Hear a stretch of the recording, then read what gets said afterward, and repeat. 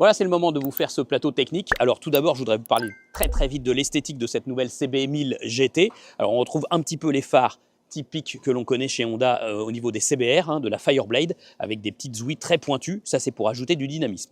Est-ce que cette moto, là, elle est toute équipée, est très belle, pas belle ou quoi?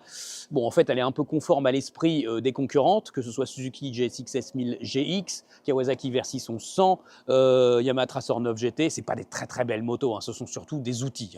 Donc, sur cette CB1000 GT, ils ont repris évidemment le cadre diamant de chez Honda, en acier, voilà, qui est tout soudé. La boucle arrière n'est pas démontable. Et cette boucle arrière est un peu nouvelle sur la CB1000 GT. Ils l'ont renforcée pour l'accueil du passager et des valises, et ils l'ont rallongée pour mettre un petit peu de confort sur, notamment pour le passager. Regardez d'ailleurs, là c'est le passager, là.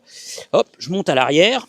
Bon, alors j'ai vu des gens le faire, notamment lors de la présentation. Ce qu'on remarque, et ce qui est bien, c'est qu'il y a une découpe au niveau des valises, vous voyez, pour qu'on ait un peu de place pour les pieds, comme ça, on va moins aller buter avec ses chaussures dans les pieds du pilote. Donc ça, c'est plutôt pas trop mal fait. Par contre, pour monter derrière, c'est toujours assez difficile, comme sur tous les gros trails routiers.